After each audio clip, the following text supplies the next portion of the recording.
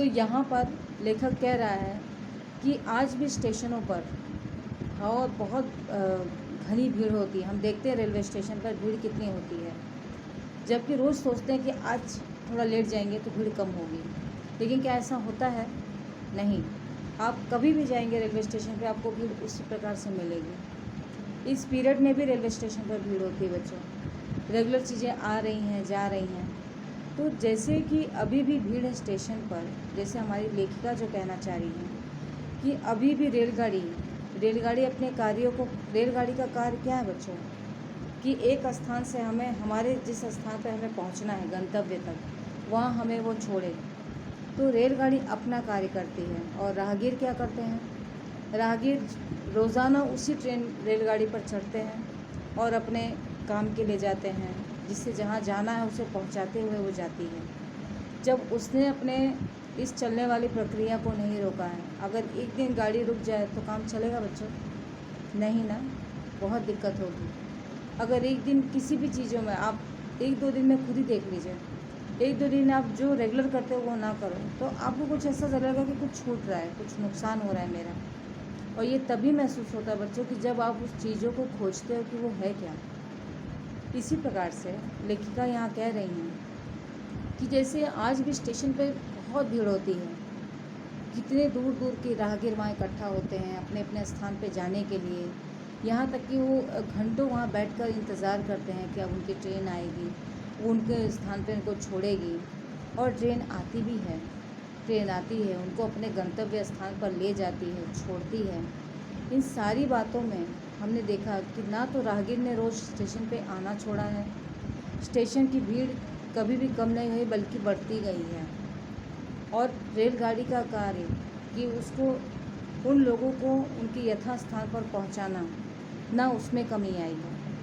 तो इस आशावादी जीवन के व्यतीत करते हुए हमें आगे अग्रसर रहना है, आगे बढ़ते रहना है। कवित्री हमारे इस सामाजिक पहलू को बहुत गहराई से बच्चों उन्होंने हमारे सामने रखा है कि हम रोज़मर्रा की चीज़ों में आए दिन वो चीज़ें देखते हैं। जैसे एक उदाहरण है कि आप रेगुलर सुबह उठते हो, सबसे पहले घर में जो भी बड़ा गार्जियन है, लोग पूजा करते हैं, पाठ करते हैं, रेगुलर जो चीज़ें हो रही हैं। अगर एक दिन आपने देखा, आप उठे, आए, हॉल में बैठे, आपने देखा कि आज पूजा नहीं हुई, क्या बात हो गई, तो सब आपको एक साथ देखने लगते हैं। तब भी आप पूछते हो, अरे मैंने ऐसा क्या पूछ लिया कि आप सब मुझे एक साथ देख रहे हैं। तब ये चीज़ें कही जा सकती हैं कि जब एक दिन पूजा नहीं हुई, तुम्हें वो चीज़ महसूस हो गई, तो तुम 2 दिन से खाली गेम खेल रहे हो, स्टडी नहीं कर रहे हो, वो गलत नहीं है।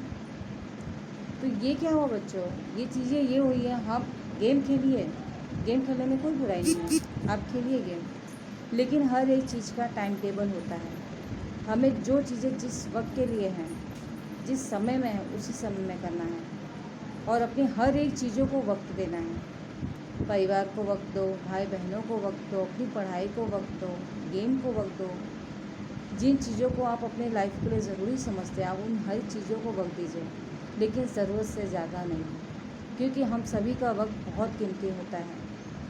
अपने इस कीमती वक्त को हम ज़ाया नहीं करना है। गंतव्य पे आने वाला हर व्यक्ति अपने यथा समय पर आता है और यथा समय पर रेलगाड़ी उसे छोड़ती है।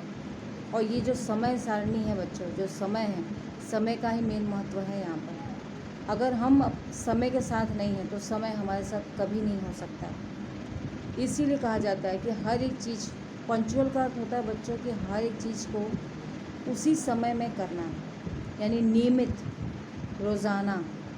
ये जो शब्द हैं ये रेगुलर हमारी लाइफ के लिए बहुत इम्पॉर्टेंट शब्द हैं बच्चों, और इसको नियमावली के साथ ही हमें करना है। अगर हम इसमें लेट हुए तो लाइफ नहीं रुकेगी बच्चों, लाइफ तो आगे बढ़ती रहेगी, लेकिन उसमें हम पीछे हो जाएंगे। और हमें पीछे बिल्कुल भी नहीं होना है, हमें आगे बढ़ते रहना है। अगर हमें सुबह जल्दी उठना है तो हम रात में थोड़े जल्दी सो जाएंगे। अगर आज थोड़ी पढ़ाई कम हो पाई है तो कोई बात नहीं, आज जल्दी सो जाते, सुबह जल्दी उठ के उस चीज़ को हम कंप्लीट कर लेंगे। लेकिन ये चीज़ें आप बनाओगे, वो आपको करना है। ठीक इसी प्रकार से कि जैसे रेलवे स्टेशन की भीड़ ना तो कमी हुई है बच्चों, ना कभी होगी। क्योंकि वहाँ का हर एक व्यक्ति रोज़ाना अपने कार्य के लिए जाता है और आता है, और उसके आने जाने में उसकी सहायक है वो रेलगाड़ी, जो उसे ले जाती है समय पर, ले जाके छोड़ती भी है। जब ये लोग अपने चीज़ों को निरंतर कर रहे हैं, उसमें कमी नहीं आते हैं, और एक दिन कमी आ जाए तो हमें बहुत दिक्कत हो जाती है।